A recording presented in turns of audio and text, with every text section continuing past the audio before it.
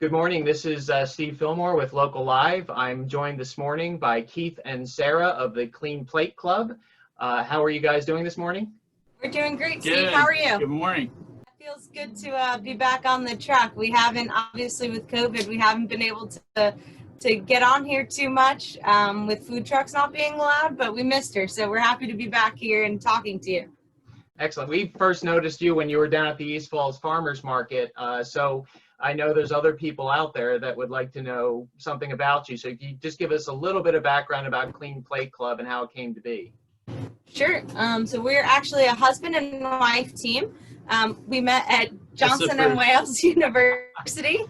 Actually, the first day of orientation, before school even started, I walked onto an elevator that Keith was on. McNulty Hall. I don't even think I asked his name, but we started talking.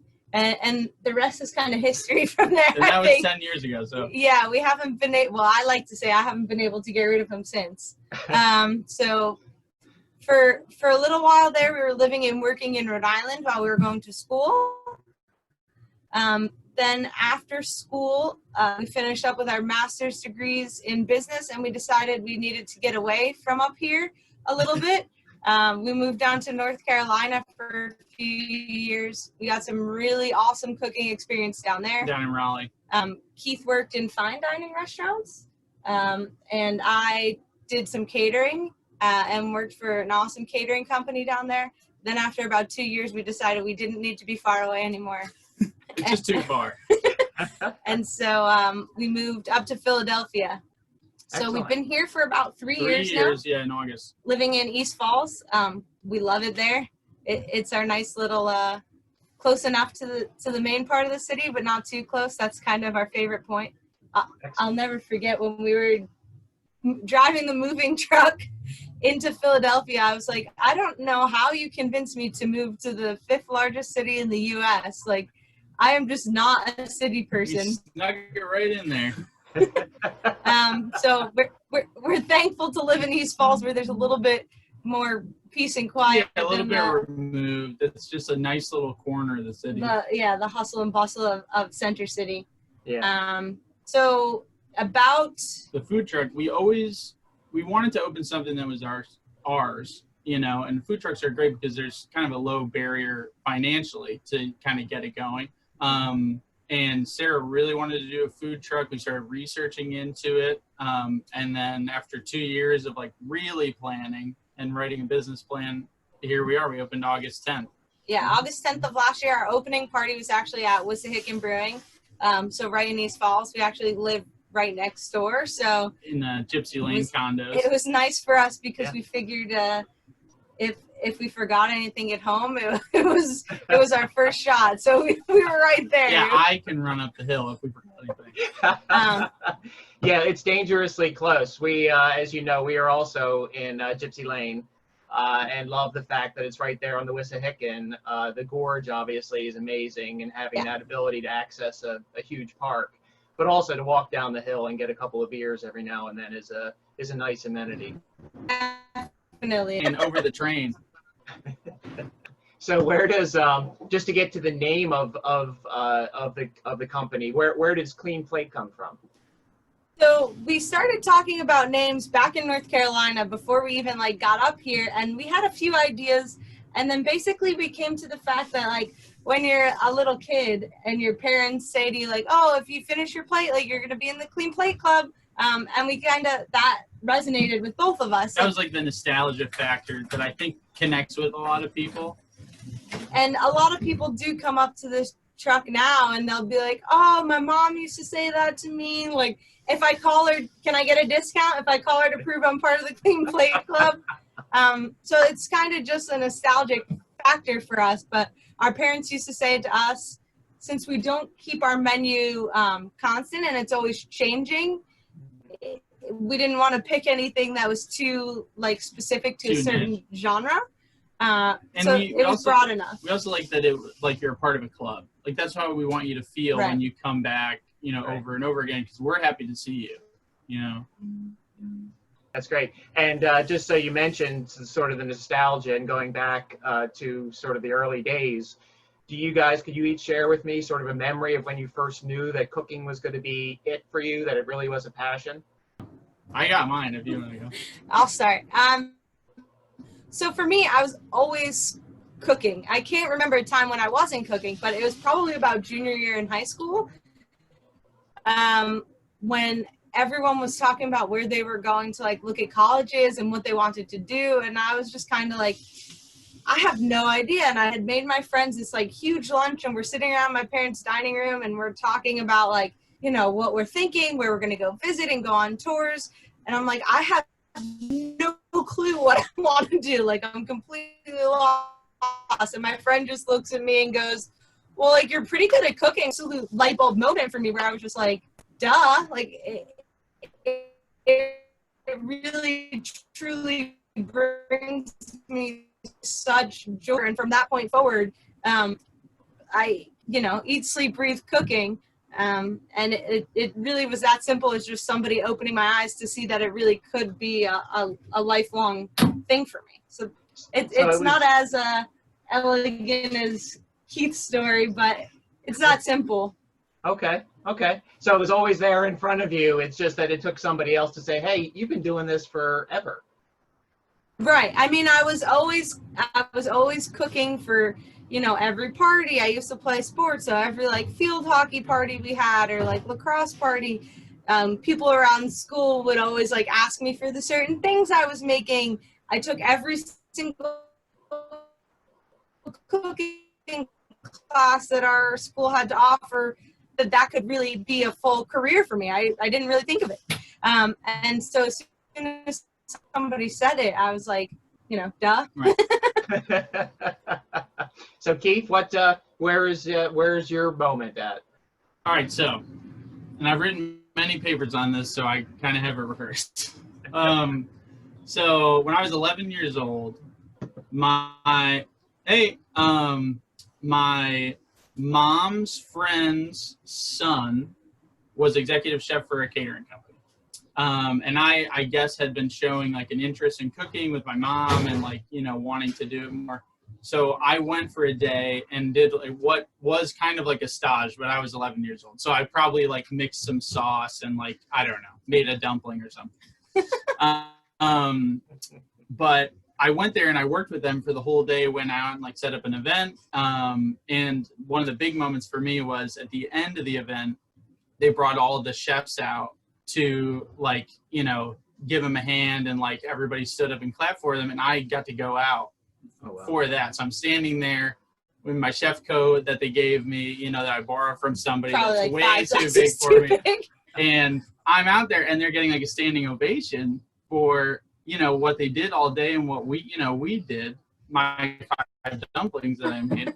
And that moment really stuck with me. So at the end of the day, Sam Volchev, he was like, okay, when you turn 15, you come work for me wherever I'm at. So he was, at that point, I turned 15 and he was working at a golf club. He was executive chef in my town. So I started washing dishes, working on the weekends, and then working more and more, and moved up to the line and became a line supervisor, and then did banquets. And that's kind of how like I started to cut my teeth in the industry. And just from there, it was really a no-brainer. So from the time I was like really 16 and everybody's trying to figure out what they're doing, I already knew what I was going to do. I just had to pick a school. Yeah, Keith's mom actually, I think, has pictures of him from a much younger age in a chef coat and apron in the kitchen. So he was pretty determined. Probably like 8 or 9. There's pictures of him hanging out in a chef coat in the kitchen, baking pies and whatnot. So he knew, I think, much earlier on that it was definitely like how he was going. Right. That's great. So you when we were speaking, you talked about how with the recent COVID restrictions, you guys have had to sort of pivot. So could you tell me a little bit about that pivot and a little bit about some of the businesses you're working with? Yeah. So we kind of from the beginning started our business plan with an idea to sell some retail items to breweries and local stores, because in Pennsylvania, you can't really serve liquor without having snacks. And a lot of bars and local breweries and places are serving like bags of potato chips, popcorn, and stuff like that, but nothing really that had like a local flair, or was like, you know, crafted to be theirs. So we saw an opportunity there very early on. Yeah. And that was kind of part of our plan from the beginning. What we didn't realize was that once we started the food truck, it was going to consume every single moment of our lives, and we wouldn't really have time to push that. So we started these granolas and pickles a while ago, probably a couple months after we launched the truck, but we didn't really have time to put much energy into them because we got a little too busy too fast. So one of the good things that's come about is we've had the chance to kind of ramp up production and get out to new artisans that we can work with. Right. So we, off of the truck, we a lot of times serve our fried beer pickles, and those came about because of the beer pickles that we make. So basically, we take beer and substitute the water in our pickle recipe for beers. We have some here to show you while Keith kind of talks about some of the breweries that we're working with. So early on, even before we had the truck, I went to Wissahickon Brewing and talked to Luke, who's the head brewer there. And I was like, listen, let me sit with you for 30 minutes and just pitch you what we're talking about, what we're thinking, and see if it's a good idea. And he was, very gracious and was like, yeah, sure, let's do it. So one of the things we talked about was like, would you guys like to do like a beer pickle? We wanted to, in granola, so we wanted to pair it with, as sort of like bar snacks is like what we're thinking. And then it kind of grew from there, talking about like, what are their interests? What's Luke's favorite pickle? He loves spicy stuff. Right. So we came up with their spicy refrigerated beer pickle that actually, we've changed the beer in here a few times based off of like what they have on tap and what they're what's brewing. Gonna work. So it's generally like a hazy IPA. This one is Hail Mary IPA that they have on tap right now. And the spice comes from red chili flakes and habaneros. Right. Wow. So we do that for them, and then we also started working with other local breweries. We work with Attic Brewing as well, and we just their favorite pickle is a spicy dill. So this is new, brand new. It might not even be there by the time we're talking about this. This might be some insider info. It's a scoop. We've got a scoop. This is a good one. So we just gave them a tester of this. Wow. So their favorite pickle is a spicy dill. So we went for chili flakes and fresh garlic. And that's made with their G-Town shredder. Which is their each Pilsner. pickle is very different. Exactly. Correct. Yep. So each pickle has like a completely different profile just from the beers that we're using. So it's cool because they're kind of like, I don't want to say collectible, but they're different to like each place that sells them. So the pickle at Attic Brewing is different than the pickle at Wissahickon. Right. So we're trying to pair with people. What do they like? What are their beers, and what's going to work? Right. And it works. And then we also sell. Go ahead. Sorry. That's okay. Go ahead. We also sell them recently to Nouvaux Market, which is obviously an East Falls market. So they have a few varieties in stock. And then a little outside of East Falls, but Herman's coffee, grocery items, add their coffees over in Pennsport, for their customers to pick up like as they're just getting coffee. And so they carry them as well, which it's really kind of cool for us to be able to sell them in all different places across the city. And it kind of works into your seasonality approach as well. You're changing the pickles depending on what the beer is at that current time. Right. Exactly. So yeah, we started out Wissahickon with I think Devil's Pool, and we've done a few other varieties there too. And it changes constantly, which is kind of cool. And they're very open, and a lot of these people who have like breweries are just very like artistic people by nature. They want to. This is another one that we did with them. Oh wow. Is a Bloody Mary garnish pickle. Wow. So we came up with a recipe for like a brewed Bloody Mary that uses their beer in the Bloody Mary. And then those are kind of like inspired by the New Orleans style Bloody Mary that has like 85 Which toppings is on my it. favorite. It's more of a meal than it is a drink. So you got all the toppings in there to kind of finish off your Bloody Mary, which is kind of cool. That is It also works fantastic. really good. It works really good for charcuterie plates. So we've been doing that a lot at home because I don't know about everybody else, but our schedule is not right these days. So we're eating a lot of like weird in between meals. So Like off hours. but when we don't eat normally and we just need a snack in between, we're doing some like local meats and cheeses, and we always throw a couple of our own pickles on there because it's a nice little change of pace. Yeah, you guys have you have no shortage of ideas. I'll give you that. It's really amazing how much you've been doing. Jeez. Thank you. Yeah. And then Yeah. the other retail product that we have is our granola, which again started out early on, but we came out with 2 new flavors since COVID started, which is pretty exciting. Yeah, so the granola, that one started out as like a true blue bar snack. So it kind of comes from the idea of like peanuts on the bar, and from the fact that, you know, breweries use so much spent grain. You know, how can we utilize that product and make a product that's mostly that? So we're actually like sort of making a dent in it, you know, because the thousands of pounds of spent grain they go through, you know, after months and months is staggering. Yeah, so we came up with our first flavor that we originally came up was the a Chinese 5-spice, which Chinese 5-spice is like a nice, warm, savory spice that has all different notes to it. So we figured that was an interesting place to start because there's just so much depth to it already.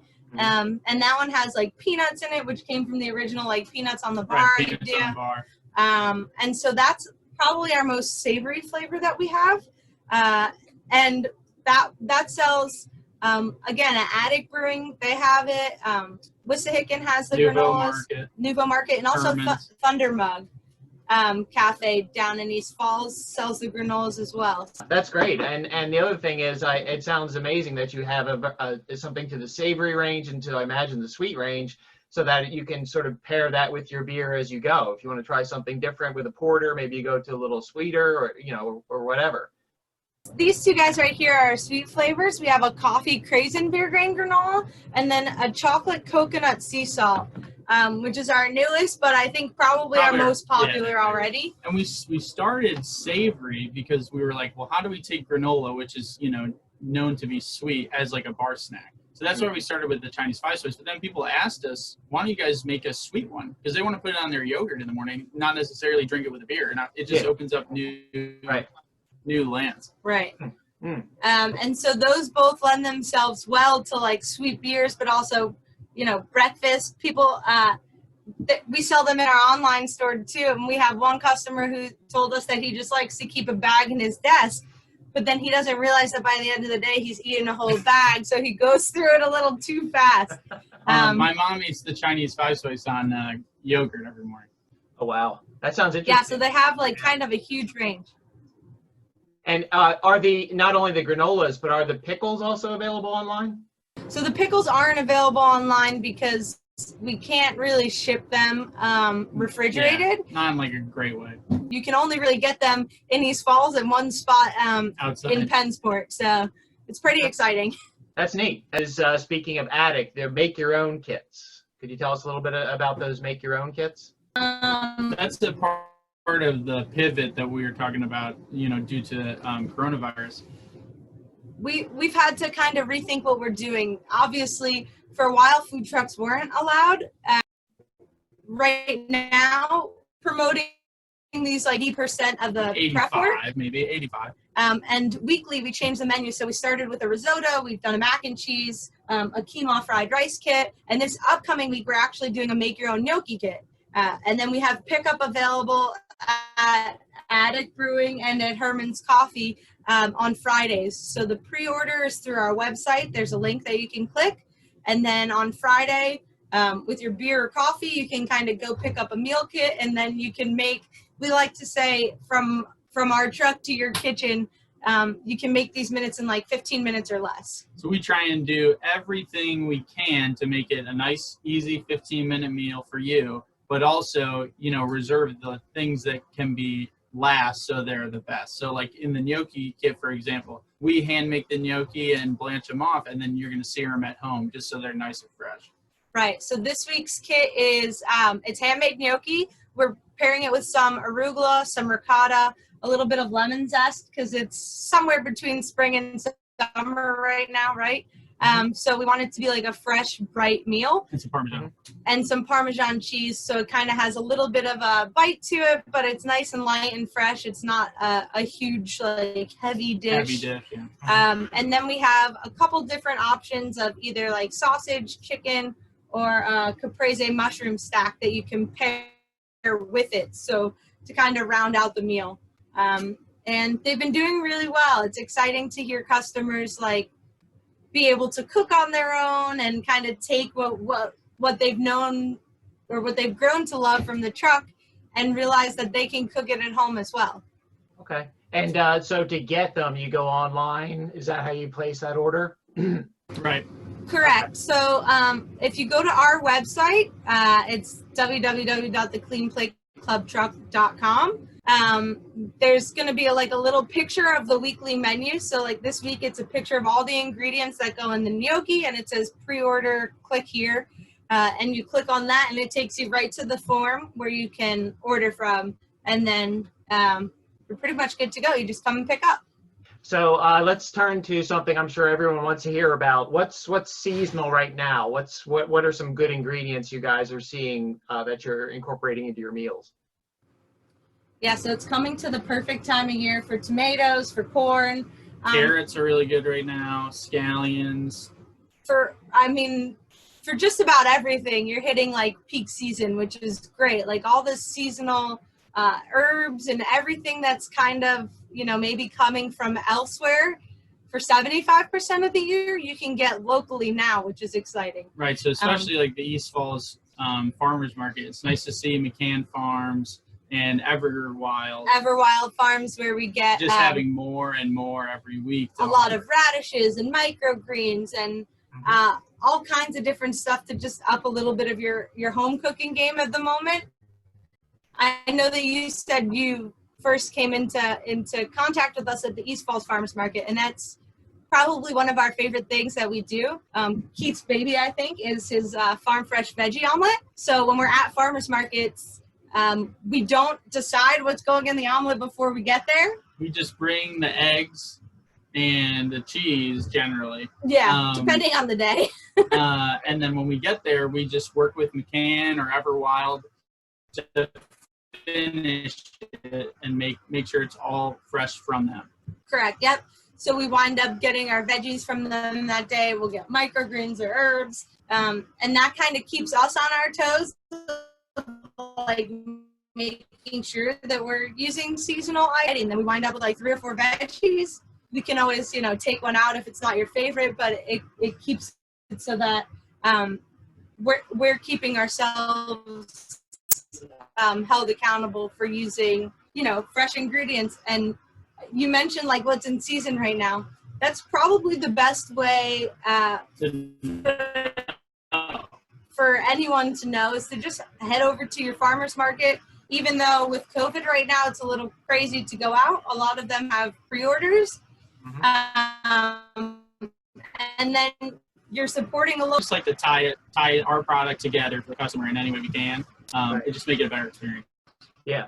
And I was going to say, I think it's interesting too that you seem to I would think you would have an advantage when things open up, when we get into this phase where we're into the yellow and all that. I mean, outdoor dining seems to be the way that they're looking toward, and I would think a food truck, you'd have sort of an advantage in that environment. Yeah, I think you're right. I think it's definitely an advantage. The only I think negative to kind of what's happening is that large gatherings won't be a thing for a little bit of time. So you kind of we'll have to strategize with some of our local partners on like how we can do pickups and still work outside and that sort of thing. But I think that there is a definite advantage to already being outside. Could you tell us a little bit more about beyond the farmers market, other sort of local farms or artisans that you deal with to source some of your foods? Wherever we're at, we like to work with that person. So when we're at Wissahickon Brewing, we're using their beers and beer batters to finish sauces, to cook meats. When we're at Herman's Coffee, one of my favorite things to do is we make a barbecue dry rub for our wings. And when we get there, they grind me 4 shots worth of espresso, and we mix that fresh into the rub. So it kind of plays off of their ingredients. Same thing when we do pancakes or French toast kind of special, we use their espresso in the maple syrup, because straight Herman's espresso mixed with maple syrup, you can't lose.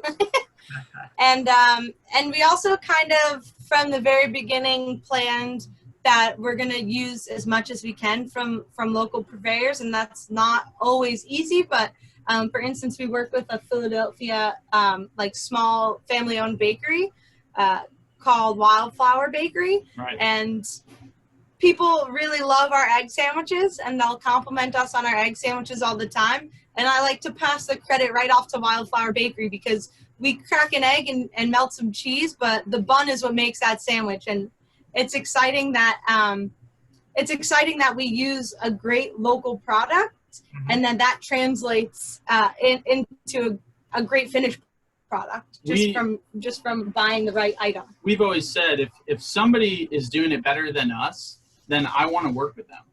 Right. We can't do it all. We like to think that we can. When we first were talking about concepts, Keith was really into like making our own bread if we could, and we make as much as we can from scratch, but where we can't, we find people that are doing it well, mm-hmm. Really well, and we just go from there. Excellent. Well, I appreciate you making time. I know you guys have some cooking to get to, but just to sort of recap real quickly, we've got the granola, we've got the pickles, we've got the make it at home kits, which we would go to your website, and we of course will post that on underneath this conversation on Facebook. Then as far as any upcoming plans, do you guys have anything where you'll be at, or anything where people can see you sometime soon?